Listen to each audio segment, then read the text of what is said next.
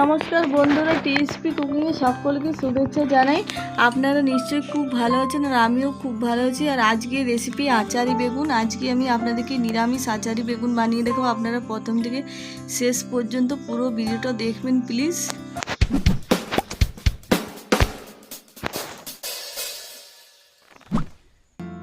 আর আচারি বেগুন বানানোর জন্য দেখুন আমি এখানে বড় বড় এরকমভাবে বেগুন কেটে নিয়েছি। আর বেগুনের মধ্যে এবারে দিয়ে দিচ্ছি পরিমাণ মতো নুন আর হলুদ গুঁড়ো। আর নুন আর হলুদ গুঁড়োটা খুব ভালো করে মাখিয়ে নেব। আর নুন আর হলুদ গুঁড়োটা খুব ভালো করে মাখিয়ে নিয়েছি। এবারে প্রথমে আমি বেগুনটা ভেজে নেব। তার জন্য কড়াই দিয়ে দিচ্ছি সরষের তেল। আর তেলটা ভালো করে গরম করে নেব।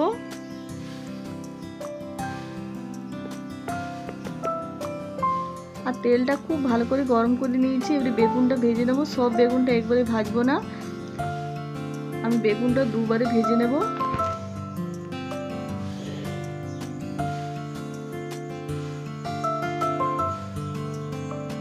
আর বেগুনটা দেখুন খুব সুন্দর ভাজা হয়ে গেছে, তুলে নেব এবারে। আর বাকি বেগুনটাও আমি একইভাবে ভেজে নেব।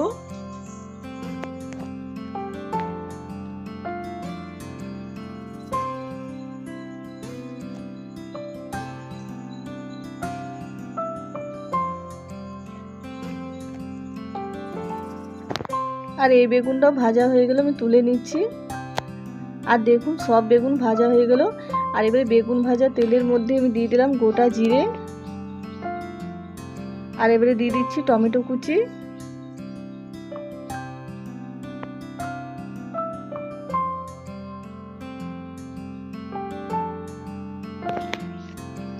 কিছুক্ষণ টমেটো ভাজার পরে এবারে এর মধ্যে দিয়ে দিচ্ছি আদা কাঁচা লঙ্কা বাটা।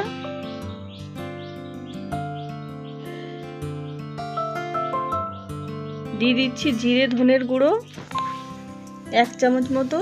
দিয়ে দিচ্ছি লঙ্কার গুঁড়ো। দিয়ে দেবো পরিমাণ মতো নুন। আর দিয়ে দেবো হলুদ গুঁড়ো। আর দিয়ে দেবো সামান্য চিনি। আর এবারে মশলাটা খুব ভালো করে কষিয়ে নেব।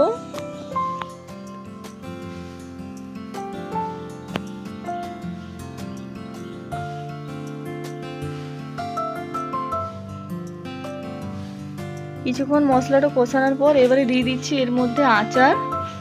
আচারে বেগুন বানাচ্ছি, আচার তো লাগবে, তার জন্য দিয়ে দিলাম আমের আচার।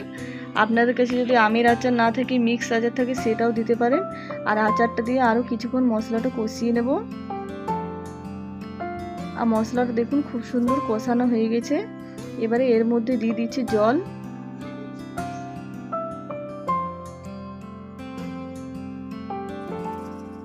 আর খুব বেশি জল দিইনি, একটু জল দিয়েছি, কারণ আচারি বেগুনটা একটু মাখো মাখো রান্না হবে, তাহলে বেশি খেতে ভালো লাগবে। আর ঝোলটা দেখুন ফুটে উঠেছে। এবারে ভেজে রাখা বেগুনটা আমি দিয়ে দিচ্ছি ঝোলের মধ্যে। আর বেগুনটা দিয়ে আর 5 মিনিট রান্না করে নিলেই হবে।